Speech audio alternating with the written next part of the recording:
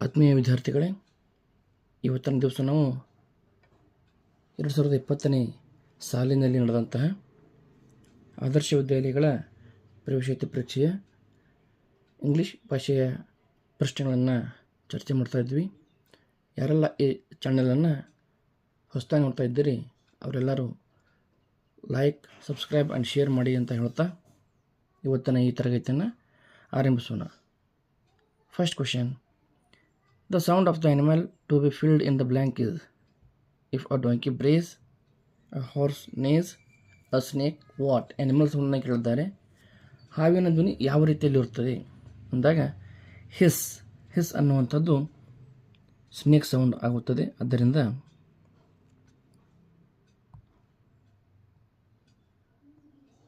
Option number A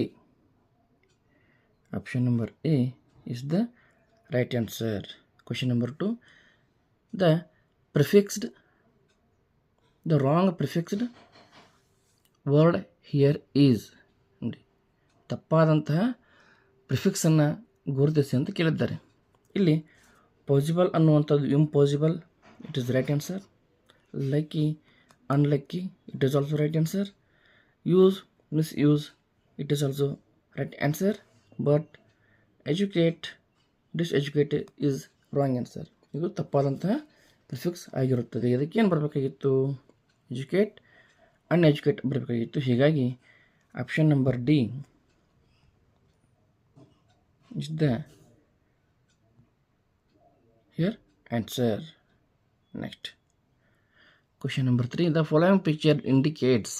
ಈ picture ನಮಗೇನು ತೋರಿಸ್ತಾ ಇದೆ, ಏನನ್ನು ಸೂಚನೆ ಮಾಡ್ತಾ ಇದೆ ಅಂತಂದಾಗ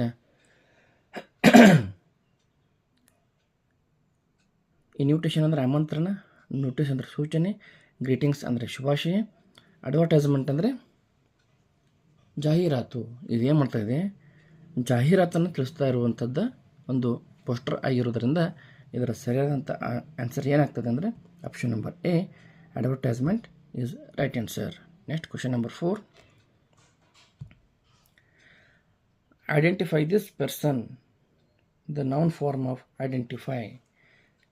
ಐಡೆಂಟಿಫೈ ಶಬ್ದದ ನೌನ್ ಫಾರ್ಮ್ ಯಾವಾಗ್ತದೆ ಅಂತಂದಾಗ identification is right answer. Option number D is the right answer. Match the word with the phrase below. ಯಾವ ವಸ್ತು ನಾವು ಇದಕ್ಕೆ ಬಳಸ್ತೀವಿ ಅಂತ ಕೇಳಿದ್ದಾರೆ.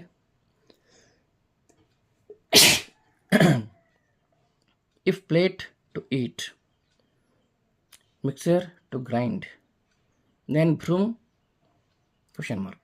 ನೋಡಿ, ಪ್ಲೇಟನ್ನು ತಿನ್ನಲು ಬಳಸಿದರೆ, ಮಿಕ್ಸರನ್ನು ಗ್ರೈಂಡ್ ಅಂದರೆ ರುಬ್ಬಲು ಬಳಸಿದರೆ, ಬ್ರೂಮನ್ನು ಎದಕ್ಕೆ ಬಳಸ್ತೀವಿ? ಬ್ರೂಮ್ ಅಂದರೆ ಕಸಬರಿಗೆನ ಟು ಸ್ವೀಪ್ ಕಸ ಹೊಡೆಯಲು ಬಳಸ್ತೀವಿ ಅಂದಾಗ option number B is the right answer. Next question number 6: identify the long vowel word. ನೋಡಿ, short vowel words and long vowel words ಅಂತೇಳಿ 4ನೇ ತರಗತಿಯ ಪಠ್ಯಪುಸ್ತಕದಲ್ಲಿ ನಾವು ಎಕ್ಸಾಂಪಲ್ಸ್ಗಳನ್ನು ನೋಡ್ಬೋದು. FIT ಫಿಟ್ ಇದು ಶಾರ್ಟ್ ವೊವೆಲ್ ವರ್ಡ್ ಆದರೆ FEET ಅನ್ನುವಂಥದ್ದು ಲಾಂಗ್ ವೊವೆಲ್ ವರ್ಡ್ ಆಗ್ತದೆ. ಅದೇ ರೀತಿಯಲ್ಲಿ FULL ಫುಲ್ ಅನ್ನುವಂಥದ್ದು ಶಾರ್ಟ್ ವೊವೆಲ್ ವರ್ಡ್ ಆದರೆ FOOL ಫೂಲ್ ಅನ್ನುವಂಥದ್ದು ಲಾಂಗ್ ವೊವೆಲ್ ವರ್ಡ್ ಆಗ್ತದೆ. ಹಾಗೆ ಇಲ್ಲಿ STOOL ಅನ್ನುವಂಥದ್ದು ಲಾಂಗ್ ವೊವೆಲ್ ವರ್ಡ್ ಆಗ್ತದೆ ಅಂದಾಗ option number A is the right answer. Next question number 7: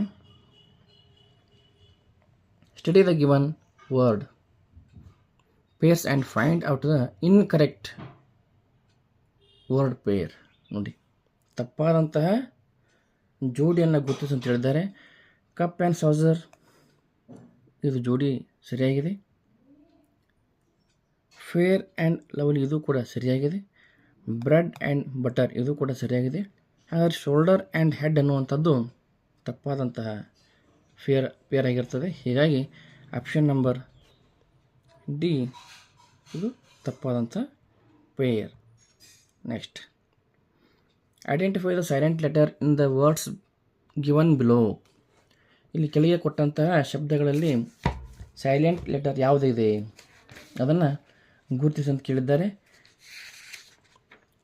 ಇಲ್ಲಿ ಒಂದೇ ವರ್ಡ್ನಲ್ಲಿ ಇರುವಂತಹ ಸೈಲೆಂಟ್ ಲೆಟರ್ನ ಗುರುತಿಸದೆ ಎಲ್ಲ ಶಬ್ದಗಳಲ್ಲಿ ಕಾಮನ್ ಆಗಿ ಇರುವಂತಹ ಸೈಲೆಂಟ್ ಲೆಟರ್ನ ನಾವು ಗುರುತಿಸಬೇಕು. ಹಾಗೆ ನೋಡಿದಾಗ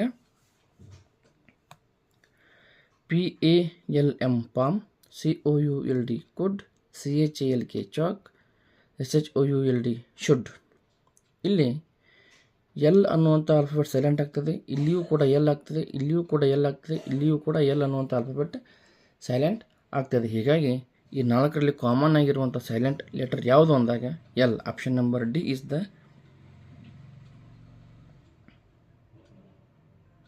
right answer. Next question number 9. Rama left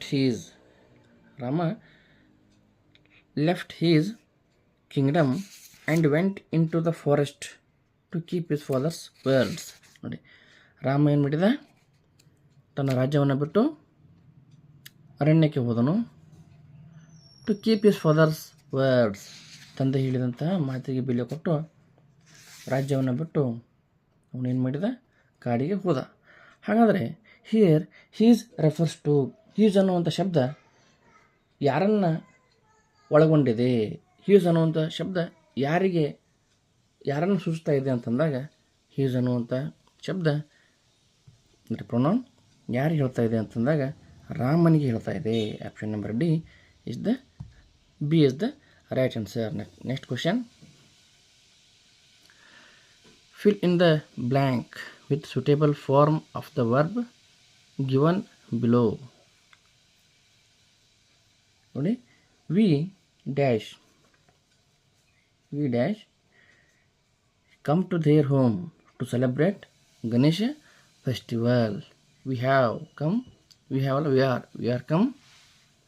ಅಂದಾಗ option number A is the right answer. Question number 11. ಇಲ್ಲೊಂದು ಪ್ಯಾಸೇಜ್ ಕೊಟ್ಟಿದ್ದಾರೆ. ಇದು ಕೂಡ ಟೆಕ್ಸ್ಟ್ ಬುಕ್ನಲ್ಲಿ ಬಂದಂತಹ ಸ್ವಾಮಿ ವಿವೇಕಾನಂದ ಪಾಠ ಏನಿದೆಯಲ್ಲ ಅದರಲ್ಲಿ ಬಂದಂಥ ಒಂದು ಪ್ಯಾರ ಆಗಿದ್ದು ಅದನ್ನಲ್ಲಿ ಕೊಟ್ಟಿದ್ದಾರೆ. Sister and brothers of America, it fills my heart with joy unspeakable to rise in response to the warm and cordial welcome which you have given us. I thank you in the name of the most ancient order of monks in the world, in the name of the mother of religions, and in the name of millions of Hindu people of all classes and sects. The above speech refers to. ಈ ಸ್ಪೀಚನ್ನು ಯಾರು ಹೇಳಿದರು ಅಂತ ಕೇಳ್ತಾ ಇದ್ದಾರೆ. ಈ ಸ್ಪೀಚನ್ನು ಹೇಳಿದರೆ ಯಾರಪ್ಪ ಅಂದರೆ option number C, Swami Vivekananda. Next question number 12. Arrange the following words in the order of dictionary. Dictionary ಆರ್ಡರ್ನಲ್ಲಿ ಕೊಟ್ಟಂತಹ ಶಬ್ದಗಳನ್ನು ಜೋಡಿಸಿ ಅಂತ ಕೇಳಿದ್ದಾರೆ. ಯಾವ ಶಬ್ದಗಳು? Great, grand, grind. ಇಲ್ಲಿ ಸರಿಯಾದಂಥ ಆನ್ಸರನ್ನು ನಾವು ಗಮನಿಸಿದಾಗ ನೋಡಿ, ಇಲ್ಲಿ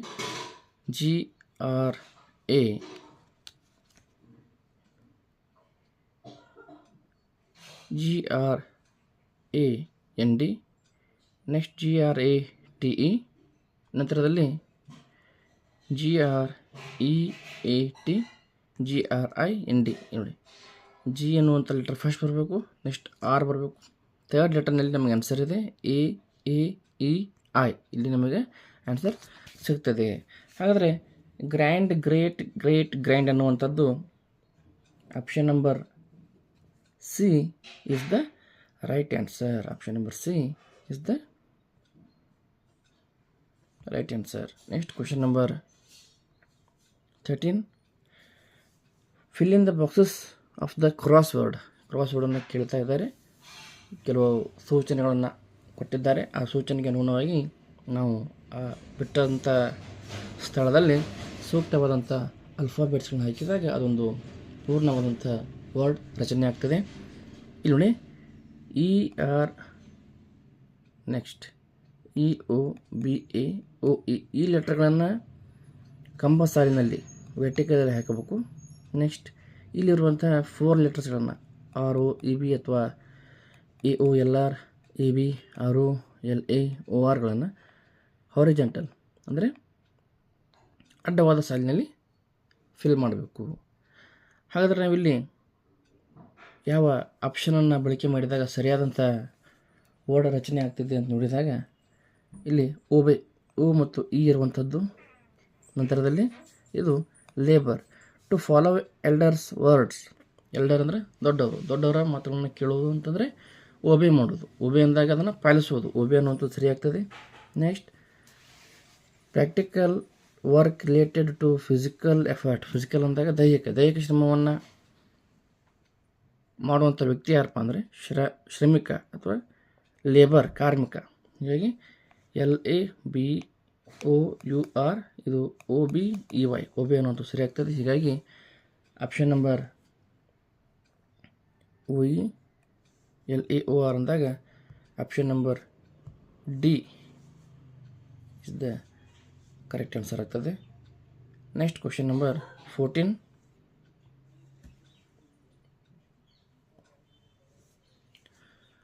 Fill in the blank with the suitable word for motion.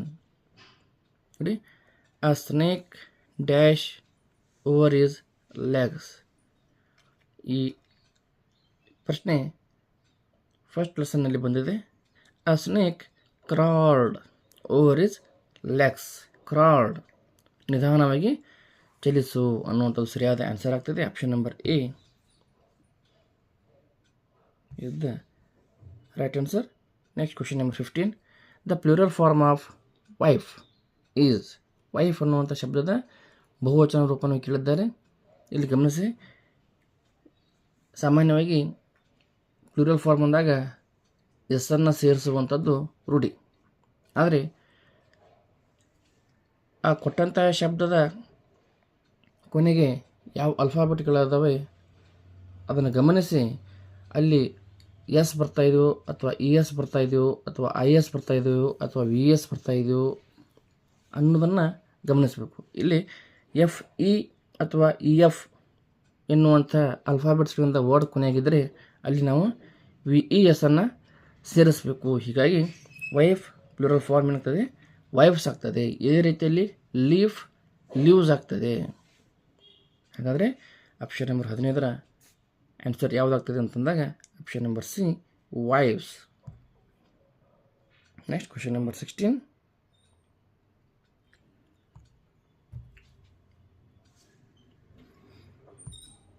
Question number 16 ಯಾವುದು ಅಂದಾಗ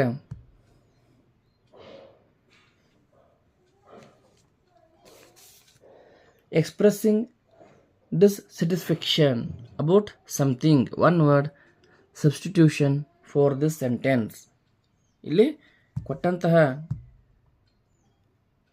ಸೆಂಟೆನ್ಸ್ನಲ್ಲಿ ಏನು ಕೇಳಿದ್ದಾರೆ ಅಂತಂದರೆ ಎಕ್ಸ್ಪ್ರೆಸ್ಸಿಂಗ್ ಡಿಸ್ಸ್ಯಾಟಿಸ್ಫ್ಯಾಕ್ಷನ್ ಅಂತಂದಾಗ ಅಲ್ಲಿ ಒಪ್ಪಿಗೆ ಇಲ್ಲದೇ ಇರುವಂಥದ್ದು, ಅದಕ್ಕೆ ಸಹಮತ ಇಲ್ಲದೇ ಇರುವಂಥದ್ದು ಅಂದಾಗ ಅಲ್ಲಿ ಕಂಪ್ಲೇನ್, ದೂರನ್ನು ಕೊಡುವುದು ಅಂತ ಆಗ್ತದೆ. Option number B is the right answer. ಹಾಗಾದರೆ ಪ್ರೇಸ್ ಅಂತಂದಾಗ ಏನು? ಪ್ರೇಸ್ ಅಂದರೆ ಮೆಚ್ಚುಗೆಯನ್ನು ವ್ಯಕ್ತಪಡಿಸುವುದು. ಮೆಚ್ಚುಗೆಯನ್ನು ಯಾವಾಗ ವ್ಯಕ್ತಪಡಿಸ್ತಾರೆ? ಅಲ್ಲಿ ಒಪ್ಪಿಗೆ ಇದ್ದಾಗೇನೆ ಮೆಚ್ಚುಗೆಯನ್ನು ವ್ಯಕ್ತಪಡಿಸ್ತಾರೆ. ಸ್ಕೋಲ್ಡ್ ಅಂದರೆ ಬೈಯುವುದು. ಅಪ್ರಿಸಿಯೇಟ್ ಅಂದರೆ ಮೆಚ್ಚುಗೆಯನ್ನು ವ್ಯಕ್ತಪಡಿಸುವುದು, ಪ್ರಶಂಸೆಯನ್ನು ಮಾಡುವುದು. ಕಂಪ್ಲೇನ್ ಅನ್ನುವಂಥದ್ದು ಅಲ್ಲಿ ಆ ವ್ಯಕ್ತಿಯ ಜೊತೆಗೆ ಆಗಿರ್ಬೋದು ಅಥವಾ ವಸ್ತುವಿನ ಜೊತೆಗೆ ಡಿಸ್ಸ್ಯಾಟಿಸ್ಫ್ಯಾಕ್ಷನ್ ಇದ್ದಾಗ ಮಾತ್ರ ಅಲ್ಲಿ ಏನಾಗ್ತದೆ, ಕಂಪ್ಲೇನ್ ಅನ್ನುವಂಥದ್ದು ಬರ್ತದೆ. ಹೀಗಾಗಿ option number B is the right answer. ಈ ರೀತಿಯಾಗಿ ನಾವು ಈ 16 ಪ್ರಶ್ನೆಗಳನ್ನು ಚರ್ಚೆ ಮಾಡಿದ್ವಿ.